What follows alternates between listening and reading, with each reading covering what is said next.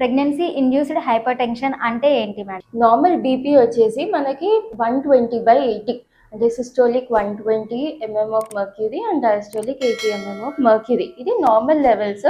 ప్రెగ్నెన్సీలో ఏమవుతుంది అంటే మనకి బ్లడ్ వాల్యూమ్ పెరగడం వల్ల అండ్ బ్లడ్ వెజల్స్ కొంచెము రెసిస్టెన్స్ తగ్గడం, ఇవన్నీ చేంజెస్ ఎందుకంటే అవుతాయంటే బేబీకి బ్లడ్ ఫ్లో సరిగ్గా ఉండడానికి.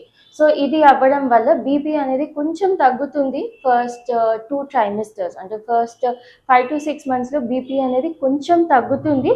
దాని తర్వాత బీపీ అనేది నార్మల్ ప్రీ ప్రెగ్నెన్సీ లెవెల్కి వచ్చేస్తుంది after that, and it continues till delivery. కానీ ఒక్కొక్కసారి ఏమవుతుంది అంటే బీపీ అనేది చాలా హై ఉంటుంది, more than the normal range. దాన్ని మనము ప్రెగ్నెన్సీ ఇండ్యూస్డ్ హైపర్ టెన్షన్ అంటాం.